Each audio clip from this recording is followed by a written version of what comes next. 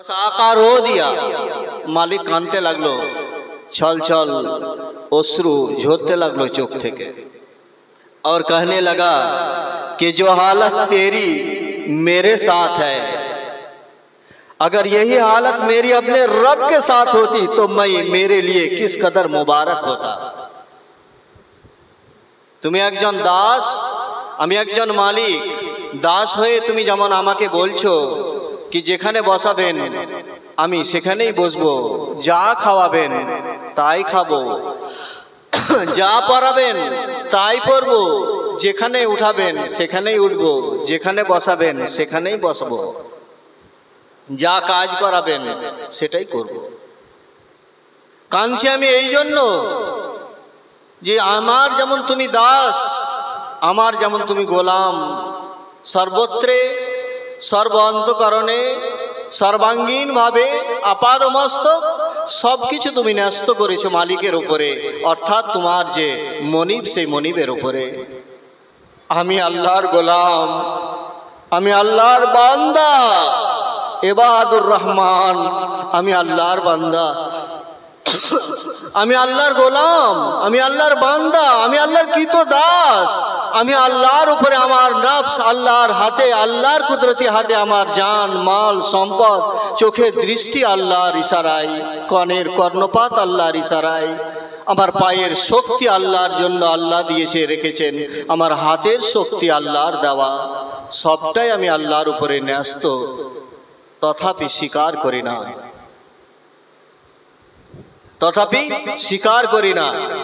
তোমার মতো যদি অবস্থা, আমার কাছে তোমার যা অবস্থা, তো তেমনি আমারও তো কেউ মালিক আছে, সে হচ্ছে আল্লাহ। হে আল্লাহ, তোমার কাছে যদি আমি ন্যস্ত হতাম, আমি আমার গর্বকে যদি তোমার কাছে বিসর্জন দিতে পারতাম, আমি অহংকারকে তোমার কাছে যদি বিসর্জন দিতে পারতাম, আমার চোখের দৃষ্টিটাকে যদি তোমার দিকে হাওয়ালা করতে পারতাম, আমার পায়ের শক্তিটাকে যদি তোমার দিকে আমি নিক্ষেপ করতে পারতাম, ইয়া আল্লাহ, আমি তোমার এক বান্দা, কই পারলাম।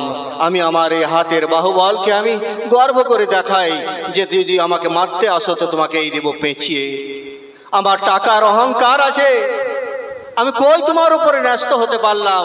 আমি আমার চোখের উপরে ভরসা করি, আমার দৃষ্টি আছে, আমার চোখ আমাকে দেখছে, আমি চোখের মাধ্যমে দেখছি, আমিই দেখছি। আল্লাহ উপরে তো আস্থা রাখতে পারলাম না। আমি শুনছি, আল্লাহর উপরে তো আস্থা রাখতে পারলাম না। আমি হাঁটছি, আল্লাহর উপরে তো আস্থা রাখতে পারলাম না।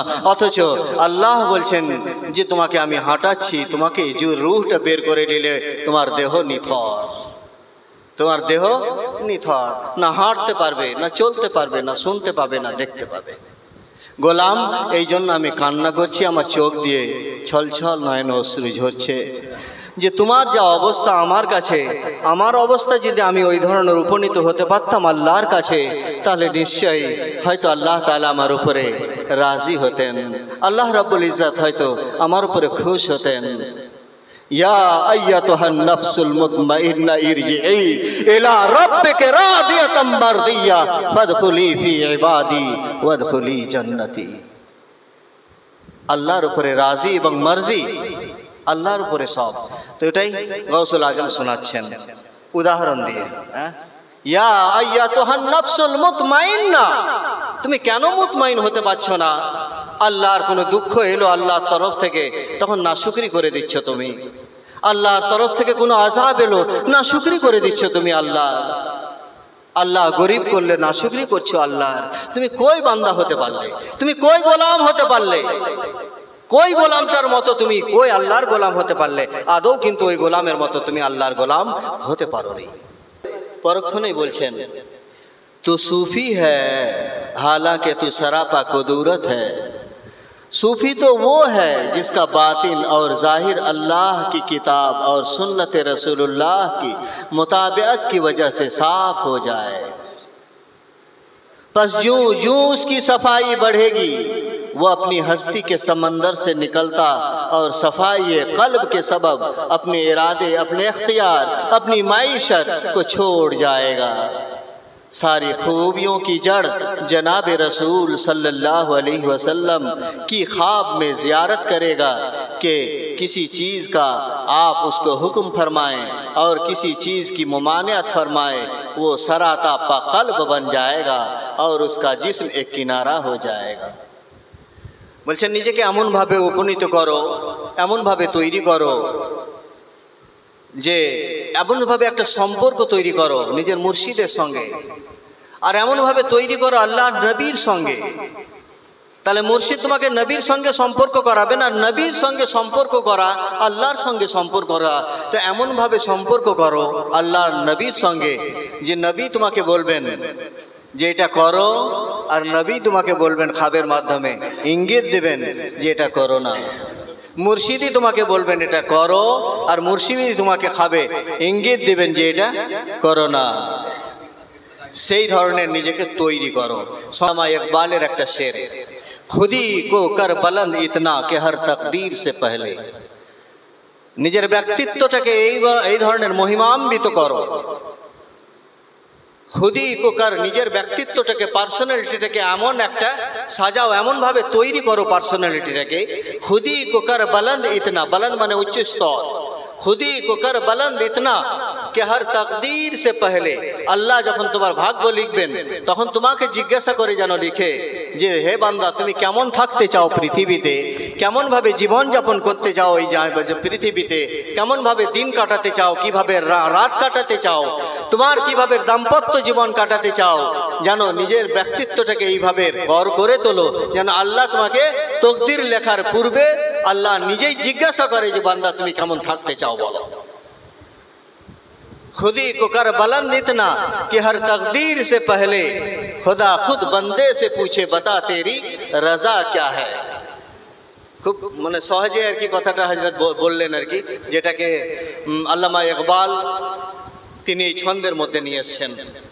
এতে অনেক কথা, অনেক বিশ্লেষণ। শুধু এই হযরতের এই কথা একটা সেন্টেন্সের উপরে অন্তত 4-5 ঘন্টা ওয়াজ করা যেতে পারে, তরিকতের ওয়াজ। আর প্রথম অধ্যায় যেটা বললাম আমি, ওই গোলামের যে মিসাল আর এর উদাহরণটা, ওটাতে তো যারা বক্তব্য রাখতে জানে তরিকতের, তারা তো আমার মনে হয় সারা রাত পার করে দেবে, একটা লোক হিলবে না, একটা লোক হিলবে না, একটা লোক ঘুমাবেও না, একটা লোক ঢুলবেও না। যেমন বসে আছে, না ই কট হবে না উ কট হবে, কোনো কটই হবে না। কিন্তু সেই ধরনের জজবা ওয়ালা লোক কই, সেই ধরনের আল্লাহর রুহানিয়ত ওয়ালা লোক কই। ধীরে ধীরে তো সব বিলুপ্ত হয়ে যাচ্ছে।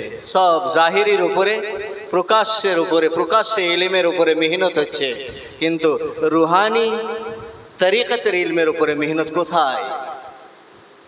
ইমামে গজালি রহমতুল্লাহ আলাইহি, আমি নদওয়াতুল উলামাতে পড়েছি তখন ওই বইটাতে ইমামে গজালি রহমতুল্লাহ আলাইহি তাফসীর পড়াতে বসলেন। বড় আলেম তাফসীর পড়াতে বসেছেন, দিয়ে তখন মনে মনে করছেন যে আমি বিশাল বড় এক আলেম, বিশাল বড় এক ইয়ে। হঠাৎ করে মনে পড়ে গেল যে তাহলে তো আমি আমার অহংকার, আমার ইলমিয়াতের জন্য তাহলে পড়াচ্ছি। উঠে গেলেন, তাফসীর বন্ধ করে দিলেন, হাদিস পড়াতে লাগলেন। হাদিস পড়াতে পড়াতে আবার ওই ধরনের কথা চলে এলো যে হাদিস পড়াচ্ছি তার মানে তো এটা আমি আমার নামের জন্য করছি, আল্লাহর জন্য তো নয়।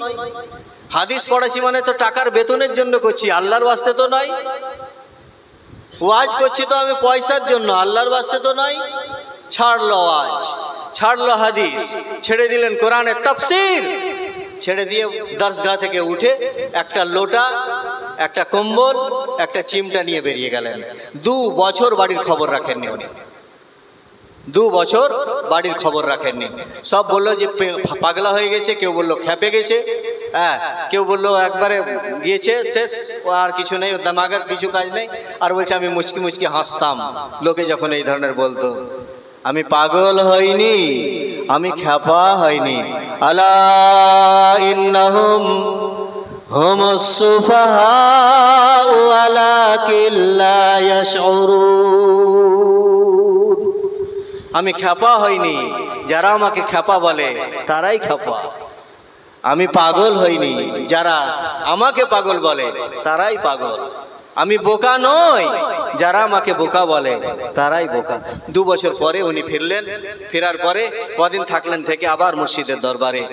দিয়ে এই তো বড় বড় ওলামায়েদের ইতিহাস। শামসুত তাবরেজের ওনারও এই ধরনের ইতিহাস আছে। যাক, মুদ্রা কথাই যে আজকে আমাদের এই জিক্রে মাহফিলের অনুষ্ঠানের 3টা অধ্যায় আমি বলেছিলাম, আবার একবার বলে দিই, পুনরাবৃত্তি করছি। একটা অধ্যায় মাগরিব আসরের পর থেকে নিয়ে এশার নামাজের আগে পর্যন্ত হলো বাচ্চাদের কিছু পারফরমেন্স, এবং দ্বিতীয় অধ্যায় আমাদের আজকে যেটা মধ্যমণি লক্ষ্য বস্তু যেটা আজকে, সেটা হচ্ছে জিক্রে মাহফিল বাৎসরিক আমাদের শেষ বৃহস্পতিবার রোজাতে মার্চে হয়, কিন্তু মার্চে রোজা ছিল বলে এপ্রিলে আর কি শেষ বৃহস্পতিবার। তবে আগামী ডেটটা হয়তো আগামী বছরে, এই বছরই হয়তো, হ্যাঁ আগামী বছরে এই ডেটটা হয়তো আরও একটু এগিয়ে যাওয়ার সম্ভাবনা আছে, সেটা হয়তো জানুয়ারির দিকেও আসতে পারে। যাই হোক, যারা এখানে ভক্তি রাখেন নিষ্কুলসভাবে, ভক্তির উদ্দেশ্যে যারা আসেন, আল্লাহর উদ্দেশ্যে যারা আসেন, হ্যাঁ তাদেরকে সুষম স্বাগত জানাই, আমরা জানাই, ফেরেশতারা জানাই, আল্লাহ ওয়ালারা জানাই তাদেরকে সুষম স্বাগত। মহান প্রভু দয়াময় রহমানুর রহিম। আর যারা উদ্দেশ্য নিহিত করে আসেন, হয় পয়সা, না হলে খাবার, না হলে আমার বক্তব্য আমিত্ব জাগাবার জন্য, তাদের কথা আমি বলতে পারছি না, কিন্তু যারা আসেন আল্লাহ এবং আল্লাহ রসুলের ভিখারি হয়ে, তারা সে অবশ্যই ভিক পায় এবং পাবে, যদি নিয়ত সেই ভিখারি হয়ে থাকে তবে। রহমানুর রহিম পরবর্তীকারী আলেমের কাছেই বক্তব্য আলোচনায় আমি এই আলোচনায় রাখলাম। আমি একটা নাত শরীফের জন্য लम यात नज़ीर का फी नज़रिन मिसले तो नशुद पैदा जाना। लम यात नज़ीर का फी नज़रिन मिसले तो नशुद पैदा जाना। जगराज को ताज तोरे सरसू, जगराज को ताज तोरे सरसू है, तुझको शहीद सरा जाना। लक बदरुन फिल वजीहिल अजमल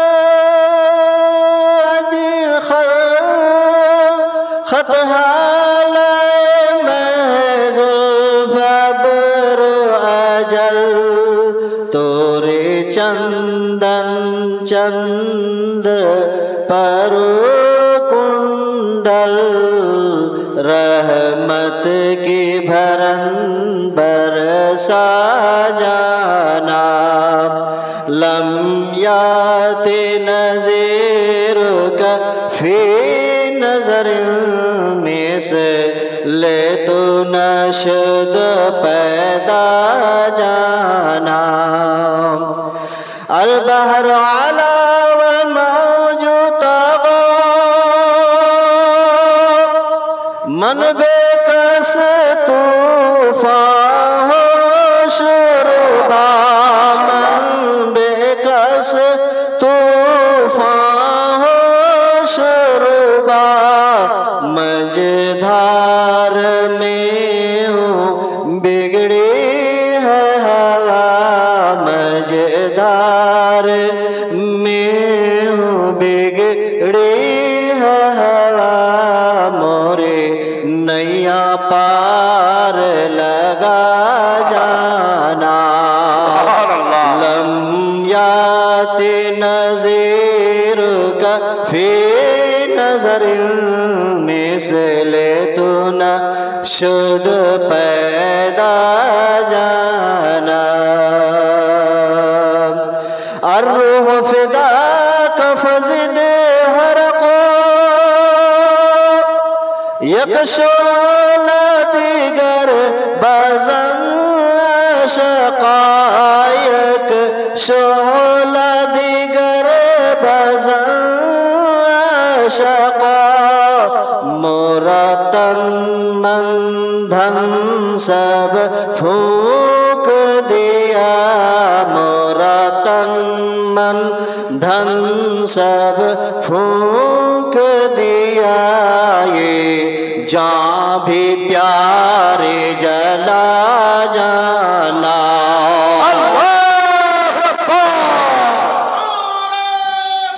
अल्लाहु अकबर, या रसूल अल्लाह, या रसूल अल्लाह। मोरा तन मन धन सब फूंक दिया, ये जान भी प्यारे जला जाना।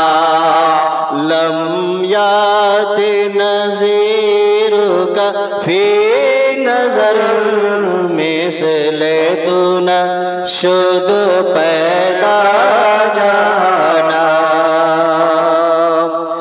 बस खामे खाम नाए रज़ा, नाए तर्ज मेरी, नाए रंग मेरा, नाए तर्ज मेरी, नाए रंग मेरा। इरशाद अहिबाना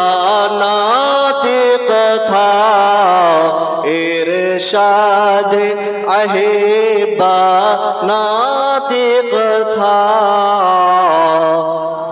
इनाचार इसरा पड़ा जाना, लम्यात नज़ीर का फी नज़रिन मिसले तू न शुद्ध पैदा जाना।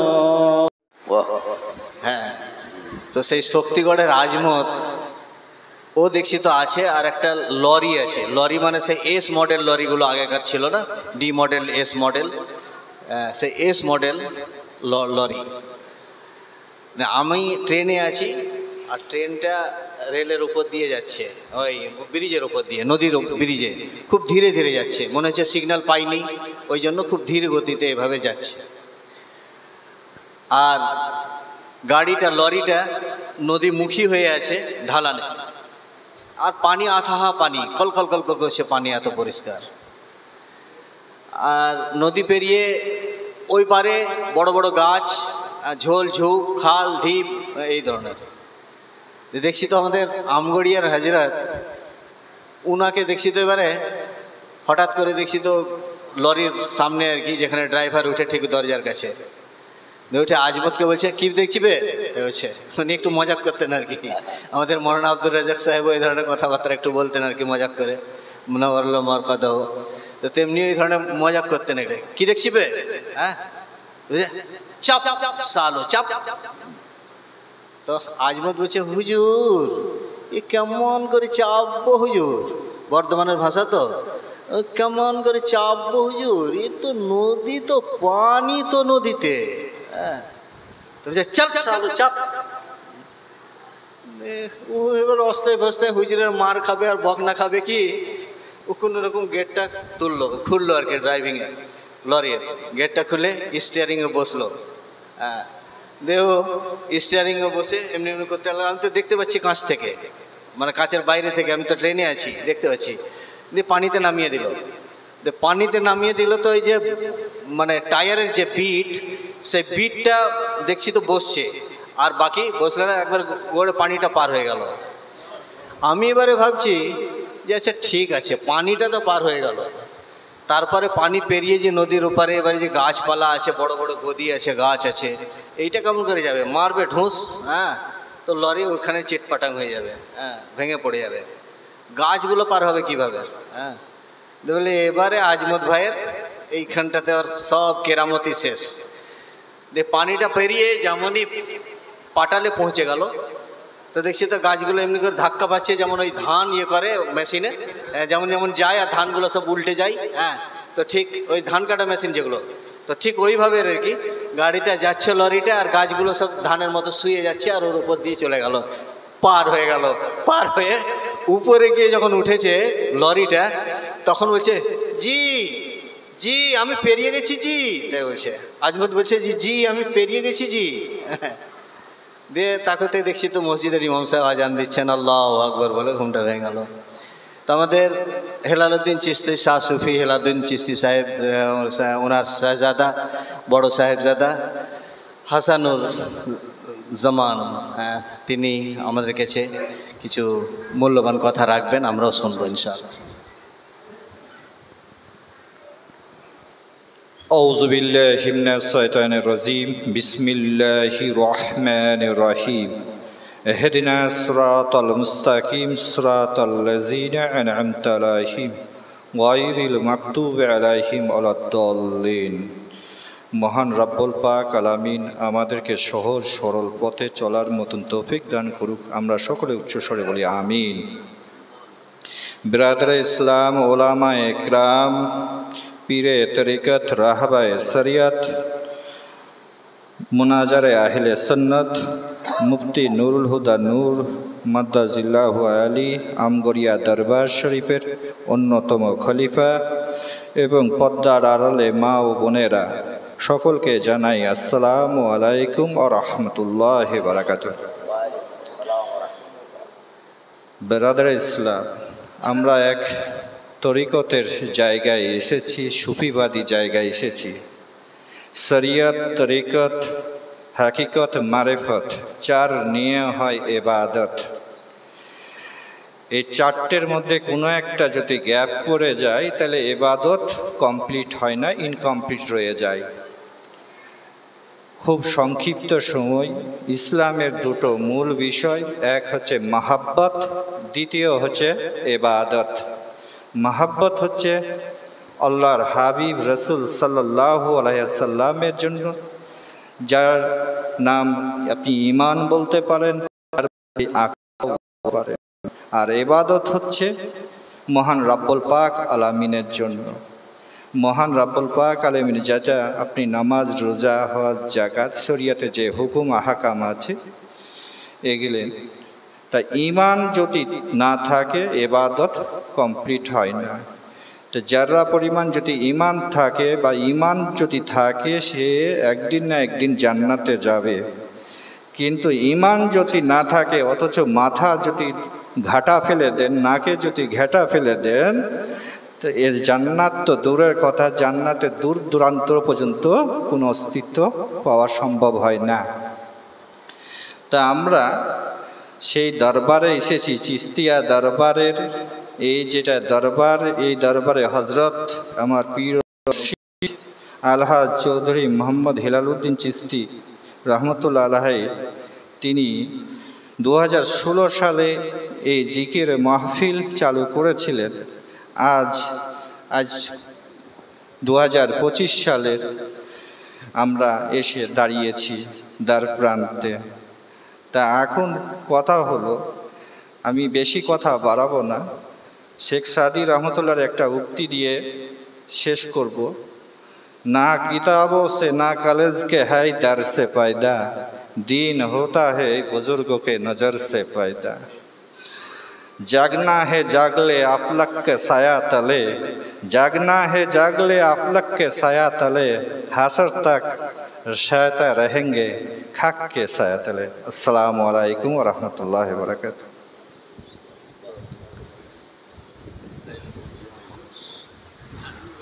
আল্লাহুম্মা সাল্লি। তো সেই শক্তিগড়ের আজমত ও দেখছি তো আছে, আর একটা লরি আছে। লরি মানে সেই এস মডেল লরিগুলো আগেকার ছিল না, ডি মডেল, এস মডেল, সেই এস মডেল লরি। আমি ট্রেনে আছি, আর ট্রেনটা রেলের উপর দিয়ে যাচ্ছে, ওই ব্রিজের উপর দিয়ে, নদীর ব্রিজে খুব ধীরে ধীরে যাচ্ছে। মনে হচ্ছে সিগন্যাল পাইনি, ওই জন্য খুব ধীর গতিতে এভাবে যাচ্ছে। আর গাড়িটা, লরিটা নদীমুখী হয়ে আছে, ঢালানে, আর পানি আথাহা পানি, কল কল কল করছে পানি, এত পরিষ্কার। আর নদী পেরিয়ে ওই পারে বড় বড় গাছ, ঝোল ঝুপ, খাল ঢিপ, এই ধরনের। দেখছি তো আমাদের আমগড়িয়ার হজরত, উনাকে দেখছি তো এবারে হঠাৎ করে দেখছি তো লরির সামনে আর কি, যেখানে ড্রাইভার উঠে ঠিক দরজার কাছে উঠে আজমতকে বলছে, কি দেখছি বে বলছে। উনি একটু মজাক করতেন আর কি, আমাদের মৌলানা আব্দুর রাজাক সাহেব এই ধরনের কথাবার্তা একটু বলতেন আর কি, মজাক করে, মুনাওয়ারুল্লাহ মারকাদাহ। তো তেমনি এই ধরনের মজাক করতেন এটা, কি দেখছি বে, হ্যাঁ চাপ সালো চাপ।